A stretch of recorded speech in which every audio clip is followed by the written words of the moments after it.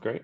All right. So hi, we're another interview from the CAT site. I'm with Erik Berzins. He's with Morrelli and Melvin. So we're going to learn a little bit about what he does there. So Erik, can you tell us a little bit about yourself and how you got involved with Morrelli and Melvin? Sure. Um, I've been in the business basically straight out of university. I went to University of British Columbia, where you're living now, or in Hmm. Vancouver. The There's a naval architecture program there that I was a part of, doing mechanical engineering. So part of that whole um, educational program, you have to do some internships at a bunch of different places. So I worked at a shipyard, and then I worked at a company called Aker Catamarans. They do like big cruise ships and patrol boats and stuff. And then I worked at Robert Allen as well, for a few months. And then I did my last one down in California here, at Alan Andrews Yacht Design, which is he's a monohull kind of race boat designer, small little boutique shop. And so I did a 8-month internship with him, and then returned there after I graduated. So I worked there for about 5 years, which kind of grew my interest and knowledge into the sort of composite performance racing scene, which there aren't a lot of places where you can go to study that. A lot of the naval architecture programs teach you how to do ships and big boats and that kind of stuff. But this is the sort of high-end performance racing side of things, is a very small group of people and a small, there's not too many companies that do it. So I was lucky to get down here, and then I happened to meet a guy who worked at Morrelli and Melvin. His name was Bobby Kleinschmidt, at the airport when we were both flying home at Christmas time. And we just happened to get to chatting, and they were looking to hire new people because they were writing the rules for the America's Cup, those catamarans that were being done a number of years ago. Cool. Okay. So they're looking for more people. So I went in for an interview, and I guess the rest is history. I've been with Morrelli and Melvin now for 12 years. So Oh, wow. Okay, quite cool. quite a range of projects and traveling opportunities and races and all kinds of stuff. So tell me a little bit about the boats that Morrelli and Melvin does. What are they known for? We specialize in multi-hulls, so catamarans and trimarans primarily, although we've dabbled in all kinds of other weird things, sort of one-off specialty projects. But our forte is the performance multi-hulls. And while we do race boats and America's Cup stuff, we take some of that knowledge and use it to make work boats more efficient. Things like the boats that go and service the wind farms in the North Sea, big Right. composite catamarans. We can make them more efficient by kind of using our knowledge base and the things we've learned throughout designing like the performance race boat side of thing, to refine hull shapes and add foils to them just to make them more efficient, more comfortable, things like that. So Okay, cool. So your work specifically, what are you doing? What is your main gig right now? um, me as an individual, or as the As a company, as a both. company? What are you doing at the company? We have our fingers in all kinds of pies at the moment. We're doing some cup work. We are designing some custom one-off big catamarans for some clients. We have some trimarans in the works, along with some work boats, like survey vessels and things like that, and unmanned autonomous patrol vessels and things like that too. So quite a diverse range of projects on the board at the moment. All right. And then Oh, sorry, go ahead. what I kind of do personally is a lot of oversight, and I travel to the yards to go troubleshoot problems and supervise different elements or key components that need to be done in a certain way. So I'm sort of a generalist overview, kind of keep the ball rolling, type of person. And then we have a few specialists on our team who are really, really good at the sort of finite element analysis or the flow analysis and structural things like Right. structural work. So our listeners probably know most about the gunboats and the HH models. So can you talk a little bit about those two designs? Sure. Morrelli Melvin designed the original gunboats, the ones that had the plumb stems. They were sort of ahead of their time, very sleek looking. Everyone, you could pick one out from a mile away. Yeah. Those were built in South Africa. That was before I was at M&M. I kind of joined just at the end of those. And I mean, those boats were really, really good. The HHs have basically been an evolution of those. We've learned a lot since that time. So different hull shapes, different optimizations, just different ways of doing things, adding a bit more comfort into the boats so that a lot of the boats are becoming liveaboards for like a couple who retire and they want to sail around the world. And they can do that in sort of some luxury, but still sail really well. The boats were really, really fun to sail. They get up and go. They're really, really good in light air, which is sort of the biggest comparison to other cruising catamarans is that you can sail 8 knots and 8 knots of breeze, basically a wind speed boat, which makes you're under sail 90% of the time, 95% of Wow. the time, Yeah, that makes a huge difference because I know from our circumnavigation that sort of under 12 knots was an awful lot of the world. Right. And we had a boat that sailed well down to about 5 knots, and Yeah. that was rare. Right. And another benefit of the kind of higher end performance cruising boats is that it kind of opens up your window of, in case bad weather is coming, your range of sort of places you can go to. You're not necessarily outrunning the storm, but it opens up the options in terms of navigation. Like if I go due north and the front's going to go below me, and I can actually get 200 miles away from this big cell that's coming through, because you can do 20, 25 if you really want to sort of get up and get out of the way. It's not like you're racing everywhere, but it kind of just opens up the opportunity for kind of more options. You're not a floating cork that's going to get run over by a front. So that's an interesting thing. It's like people are always concerned that the too high of a performance is a danger, right? But Right. it gives you the performance at the low end, and then you can always reef. We make it easier and easier and easier now to raise the dagger boards and put reefs in. Okay. So you can handle the boat shorthanded.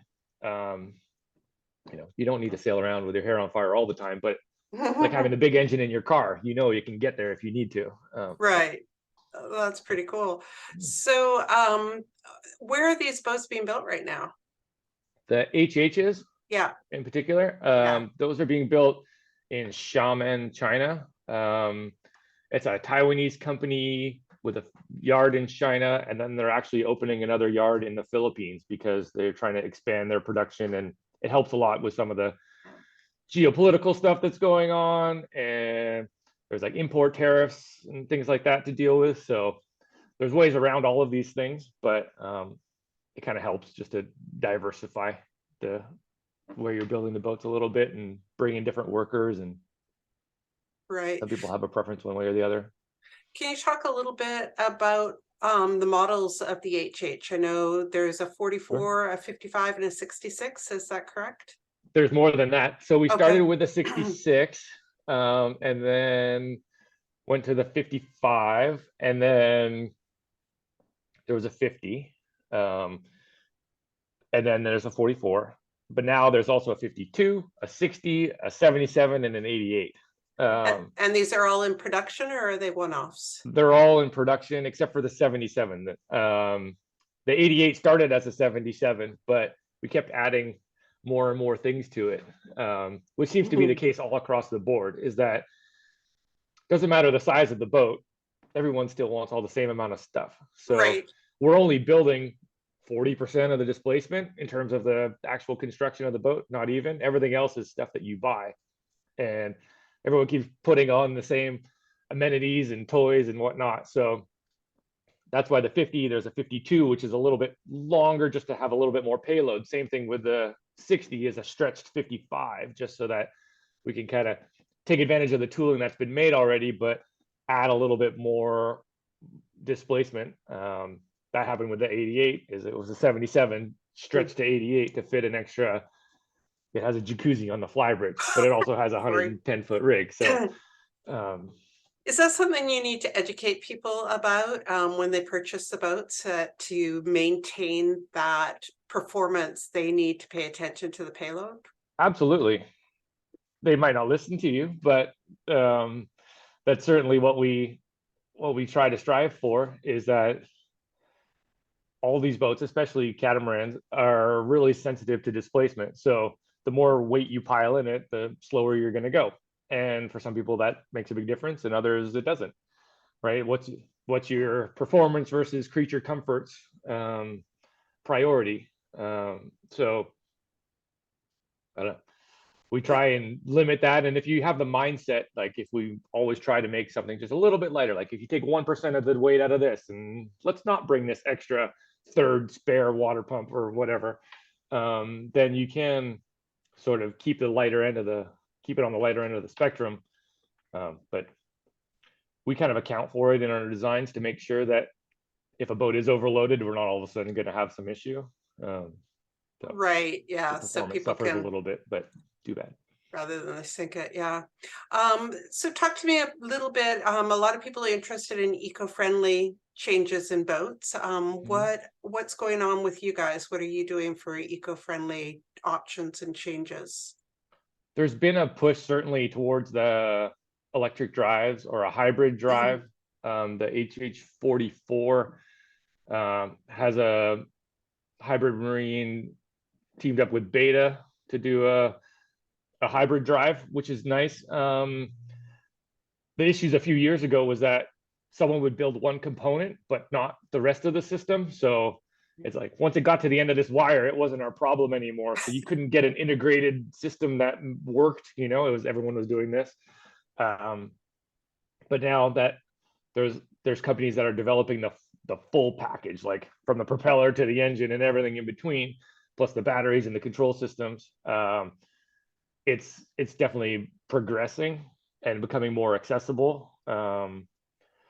We're doing a hybrid drive as opposed to pure electric at the moment, purely because just in case something goes wrong, like you still can just turn on a diesel and go. It's also hard to fix a electric hybrid system or electric system if you're in some tropical island somewhere, like you're on the beach in Tahiti and something, you're trying to find some weird electronic component.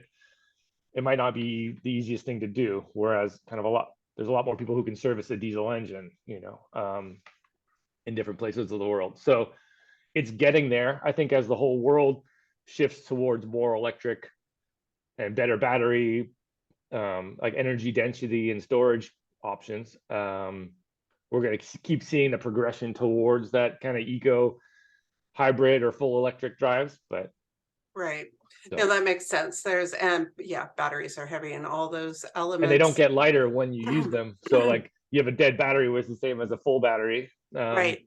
Whereas if you're burning diesel, the boat slowly gets lighter. But so you just got to keep in mind that you need to carry around that full battery displacement all the time. It's like a full tank of fuel all the time, which isn't the Right. end of the world. You just need to account for it in terms of the platform and how the rest of the systems work and how you integrate it. And if you need to make the boat a little bigger in displacement, like that's why we're kind of sneaking the boats up in size a little bit, Right. Are there just so you can other still have the same eco payload. elements that you're putting into the boats as far as Things like production? you can use bamboo for different interiors and sort of some lighter. There's like eco-friendly resins that are getting developed now. We kind of still stick to good old epoxy infused for like the hull because we know exactly what it is and there's been a long history of it and it's familiar. For some sort of like joinery, interior, non-structural stuff, I think we've started. I think on the 88, it definitely has some eco-friendly closeout panels and things like that. But in terms of actual structure on the hull, we kind of keep it old school, I guess you could Right. say. But if we, I'm sure there's developments along the way, and it's going to keep getting better and better. So we might switch to more sustainable materials in the future as it becomes more commonplace. That makes sense. So that's a good segue into our next question is where do you see catamaran design going over the next 10 years or so? I think in the in the past few years, we've noticed a big growth in the market, right? Like 10 or 15 years ago, they were always kind of the, I don't know, the ugly duckling of the kind of sailing world, and like there weren't a lot of marinas that could hold them, like the resources weren't there, support, the global support wasn't necessarily there, or the awareness or acceptance. But now catamarans are popping up all over the place. I think people are realizing that it's much more comfortable. The performance is there, due to big improvements in material properties, especially, so you can get a boat that's the same size, but it's 25 or 30% lighter than it would have been if had you built it out of e-glass and other materials, so you can get the performance, you can get the comfort. And so now that awareness is growing, I think the catamaran market is just going to keep expanding a little bit, because people are, especially after the pandemic, we've realized people are like, if I don't do this now, what am I going to do? Like, I've been dreaming about sailing around the world. I want to retire, type of thing. We find that that's a pretty big sector of our market. And the prices are kind of coming down a little bit on carbon. Carbon used to be this really exotic material that you could never get, but now the price between it and fiberglass they're coming down significantly. So you can get the performance. It's more accessible to get sort of that higher end, nice finish, luxury comfort. So as long as we think that things are going to keep progressing in sort of this path, or at least we hope so. And I think the sort of growth in, or like what's going to happen in the next few years, is there's been a shift towards adding hydrofoils. Like, I mean, we always have dagger boards and things like that on our boats, but now boats are like getting more and more lift percentages on their foils, like, whereas some boats are fully out of the water, like in the Sail GP and America's Cup stuff, which isn't, you don't want to do that on your to cruising boat. no. But we're taking some of that knowledge, and so we have curved boards on the HHs, which help take up 10 or 15% of the displacement, which is a fairly significant amount of wetted surface area if you add it all up, right, around the hull. So incorporating like performance elements like hydrofoils more so into the general design. We're adding them to power cats as well to make them more fuel efficient for the same purpose. So slowly that's incorporating into production line boats. So I think you kind of keep getting more and more performance oriented, more efficient. Materials are getting stiffer and stronger and lighter, so that really helps too. So that's been awesome. You filled us in a lot on the boat. How can people learn more about Morrelli and Melvin and get in contact with you guys? Sure. We have a website, morellimelvin.com. It's in the process of a redesign, so that's our old one. The new one should be launching here shortly. Okay, good. And then Instagram and Facebook, or send us an email, info@morellimelvin.com. We have a pretty good group of people and can do a pretty diverse range of skills. So small boats like the Nacras, like F-18 beach cats, all the way up to 150 footers has been our sort of sweet spot. So yeah, that sounds like a great fun there. A lot of cool innovation going on. And it is. And then the best part is we get to go and use the boats and help support. So I'm actually off in a couple of weeks to go racing in St. Bart's on the HH66 Nemo, which is kind of our most performance oriented 66.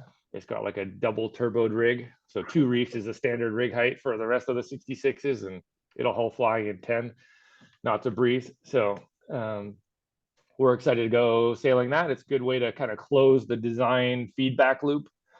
I mean, sitting here drawing something and sending it out into the universe is one thing, but actually making sure that it works and you can build it and sail it and it's user friendly and it does what you say it does, is a big part of it. So we're lucky that our kind of office environment is pretty supportive of us going and doing races and sailing with clients and stuff, because Gino always says, this is the entertainment business, right? We're just providing the tools. So if you're not having fun, then what's the point? Yeah, no kidding. Well, that's fantastic. Thank you so much for your time. I You're think very people will welcome. enjoy this one. I hope so. Stop.